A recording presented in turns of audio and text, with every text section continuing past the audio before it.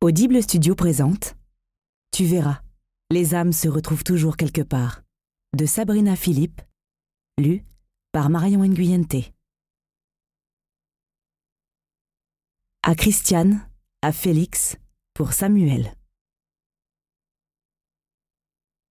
Note de l'auteur. Il y a des personnes qui nous touchent plus en une fraction de seconde, en quelques heures, en un sourire, que d'autres ne nous toucheront jamais en une vie. Il y a ceux que l'on reconnaît d'un regard et ceux que l'on apprend à connaître. Il y a ceux que l'on aime d'instinct, dont on aime tout, du sombre au clair, de l'odeur à la peau, des paroles au silence. Et puis, il y a ceux dont on s'accommode.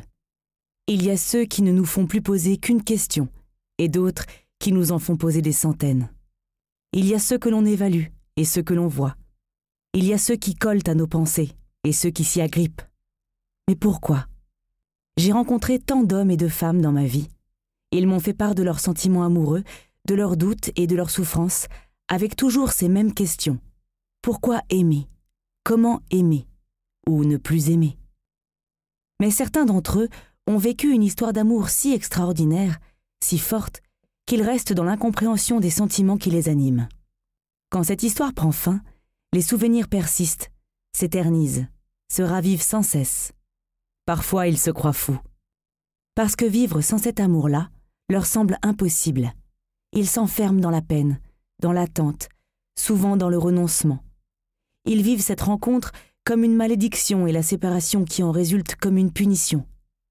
J'ai écrit ce livre pour leur dire qu'ils ne sont pas fous. Ce que vous vivez n'a rien de pathologique. Ce que vous vivez, certains le vivent aussi. Ce que vous vivez, je l'ai vécu. La psychologie n'explique pas tout. Il y a d'autres lectures de ces incroyables amours.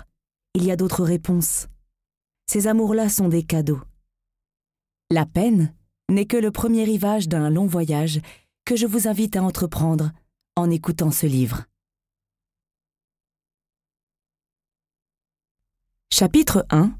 Avant. Il y aura des matins et des étés, des orages et des flammes. La première fois que j'ai traversé le pont pour aller sur l'île, j'ai su que je ne m'étais pas trompée. C'était bien là qu'il fallait vivre, dans cette entre-deux-rives. Je venais d'emménager au 14 du boulevard Morland, dans un appartement que j'avais voulu vierge de tout passé. J'avais tout vendu. De la vaisselle au tableau. J'avais bradé les meubles, jeté les draps. Après avoir vécu plusieurs mois dans le décor immuable de notre mariage, bien après son départ, j'avais décidé qu'il était temps de ne plus être la gardienne d'une histoire qui n'existait plus. J'ai tant pleuré. Chaque soir, laissé couler les larmes d'une absence si rude.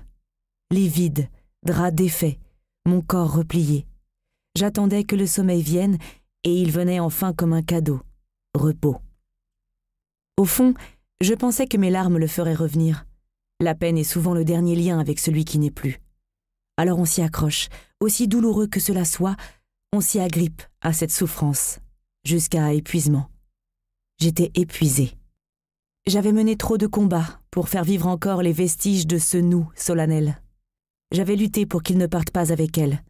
Elle avait lutté pour qu'il me quitte. Elle avait gagné. J'avais lutté pour qu'il revienne, elle avait lutté pour qu'il ne regrette pas son choix. Elle avait gagné, encore.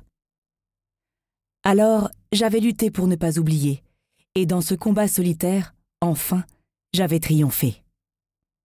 Mais ce lourd trophée, porté à bout de bras, me fatiguait un peu plus chaque jour. D'autant qu'à chaque fois que je le croisais, je devinais chez lui l'exaltation des histoires débutantes, même s'il faisait quelques efforts de tristesse.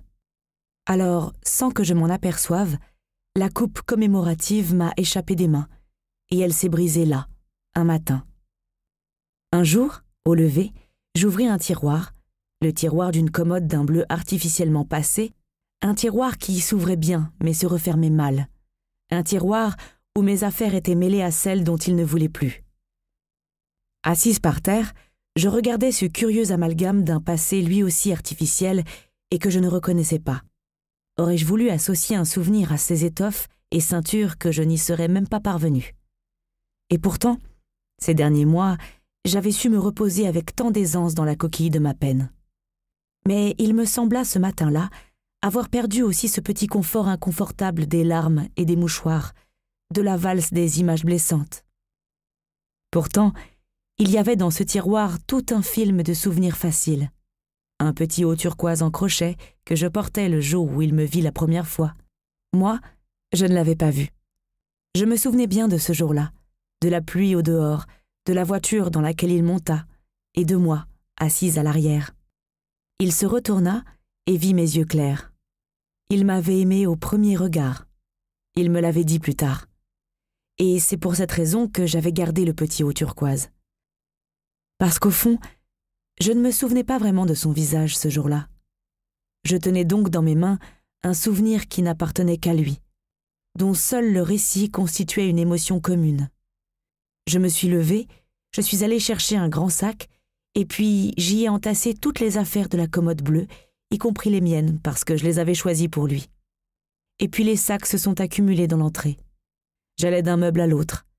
Je prenais les objets, je les reposais, j'y retournais encore, et je finissais par les jeter. Et j'essayais de m'émouvoir, mais je n'y arrivais plus.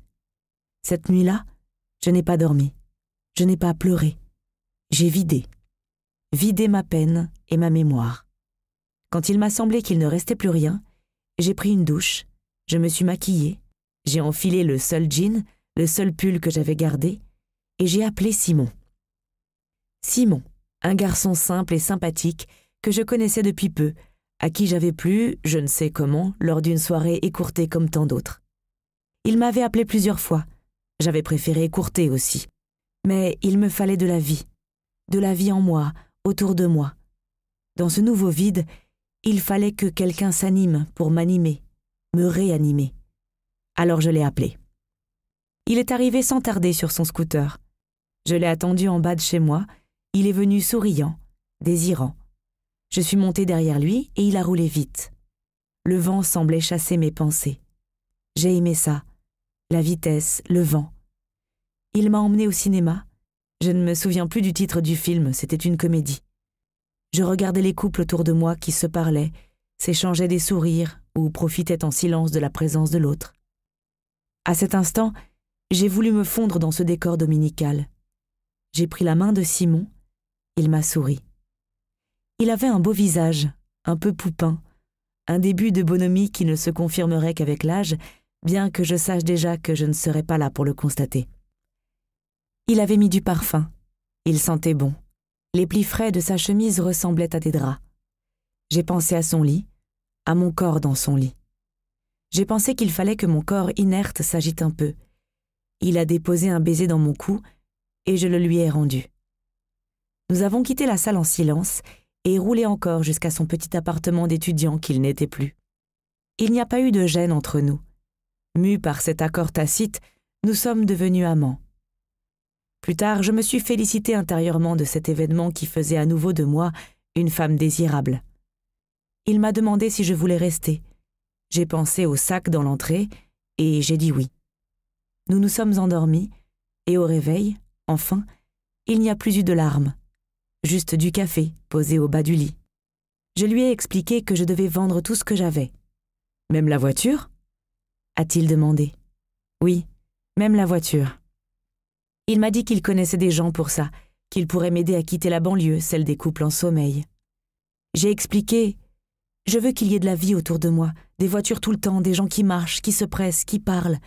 Je ne veux même plus de dimanche. » Il a ouvert un plan de la capitale, il a dit « Alors c'est là qu'il faut être. » Tout en fumant ma première cigarette, j'ai pensé qu'il avait sans doute raison. Et puis, il a fallu que je me dépêche parce que ce jour-là encore, il fallait que je parle d'amour. C'était mon métier, l'amour. En parler, l'écouter. L'amour dans toutes ses variations, du coup de foudre à la rupture, de l'adultère à la solitude. J'en connaissais toutes les gammes, toutes les fausses notes. C'était venu comme ça. Étrangement, au fur et à mesure que mon mariage se décousait, on m'avait demandé d'éclairer les cœurs de mes conseils. Il faut croire que je le faisais bien, avec conviction, parce que j'étais devenue connue pour ça. Je passais plusieurs fois par semaine à la télévision, j'avais écrit un livre sur le célibat, je recevais d'innombrables courriers de couples au bord de la rupture.